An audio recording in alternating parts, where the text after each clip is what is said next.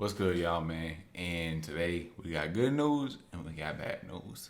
So obviously, good news was chapter 1080 was somewhat of a banger, but the bad news is we're on break next week again. So, not to be too doom and gloom, but hey, let's get right into it though. So this chapter was pretty good. I won't say it's on the level of 1079 at all. I won't say that because it was pretty short in terms of like the big topic that everybody's talking about. Obviously with Garp, I just felt like it didn't. I felt like we should have seen more Garp on screen, like we saw Shanks, but it kind of is cool because the way Garp came into the island was kind of like how Luffy came into Marineford, and then you seen how Garp was reacting to Luffy at that time, and so now we get to see the vice versa. We get to see somewhat of a vice versa. Obviously, Luffy's not reacting to Garp, but everybody else is reacting to Garp. Do some crazy shit. Um, Getting to see a little bit of Blackbeard's crew and like their devil fruits was okay. I mean, obviously we needed to know some more background information on them because they were still mysterious for a lot of them. I didn't really like that one was basically just a Pika 2.0, but just bigger. It looks like so you can control the whole island. That's what it's appearing as, controlling the whole island. Whereas Pika was only controlling like small bodies of the of an element that he goes into, like a building per se. But he had issues like going into like controlling the entire like island. But it's not that bad of an issue. Obviously, that can have its. I don't know. We'll get to see where that goes. And then the liquor fruit. And that's going to be obviously used like with stuff about flames and starting fires and whatnot. The giant guy that we seen from Impel Down, but all in all, the crew wasn't that super impressive. Obviously, we might see more hopefully in 1081 with the crew actually reacting to Garp and stuff like that. But it seemed like Sword pretty much had it on lock, pretty much. But obviously, we didn't see like Shiryu do anything. So like it is, and we're led to believe that Blackbeard is not on the island, even though we see a Blackbeard flashback of when Kobe first gets to the island, but I don't think Blackbeard's there currently because obviously he's fighting. He was last time we seen him, he was fighting Law, and I don't think Kuzan is there either, Akaiji, because we just don't see him. We only see him referenced in flashbacks, so I don't think he's there. So I think he's probably most likely on that ship that is on the outskirts of Egghead. Hoping, And let's take a brief second and think about it. It feels like it's been forever since we've been back on Egghead. Now, do you guys like that? Like, do you guys like we're in the middle of an arc and we just skip to like outworld content and like it feels like we're there for a minute. Like obviously, like we don't see it that often. Usually like the reverie happened like after an arc, whereas like this stuff is actually happening in the arc.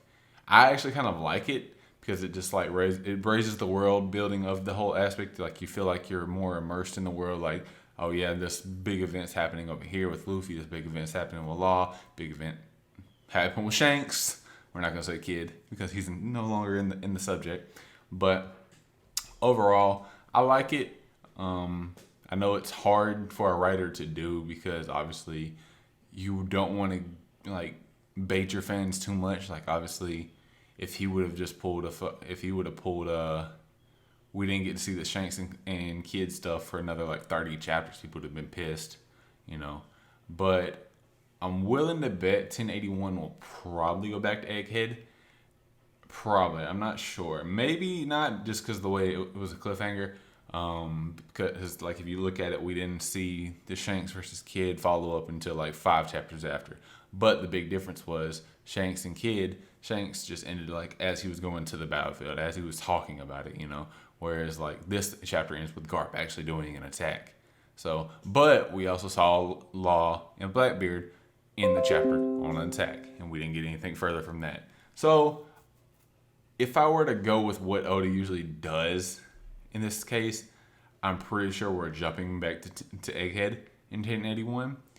I hope not. I would love to see more with Garp and see actually interactions and whatnot. But regardless, so getting into Garp, great, showcase.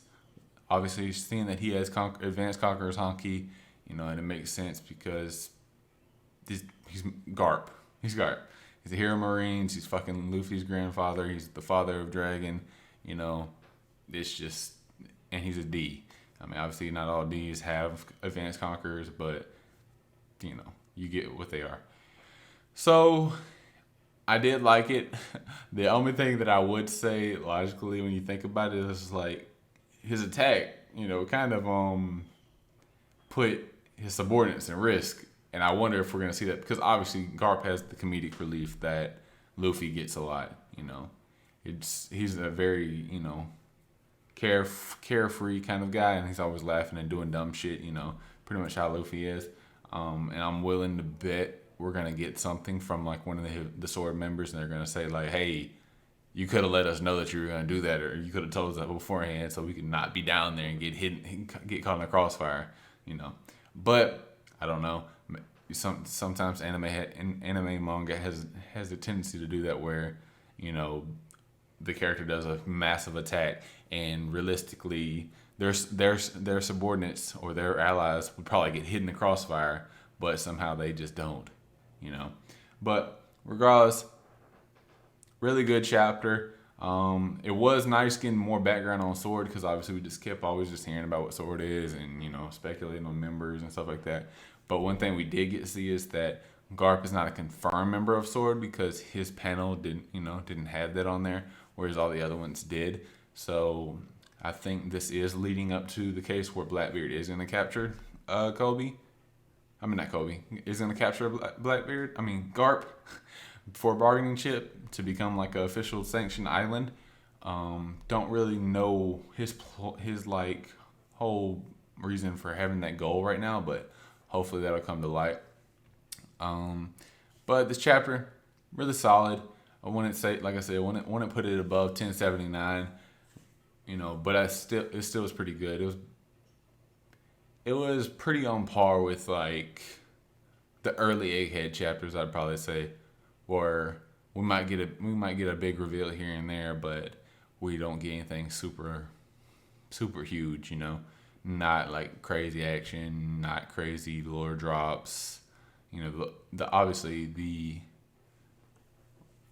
sword stuff is big, but we kind of already had a guess of what sword was.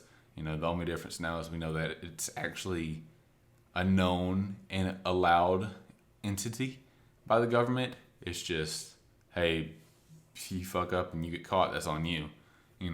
So regardless, hope you guys enjoyed the chapter review, and let me know your comments down there, and hit the subscribe button, and I'll catch y'all later. Peace.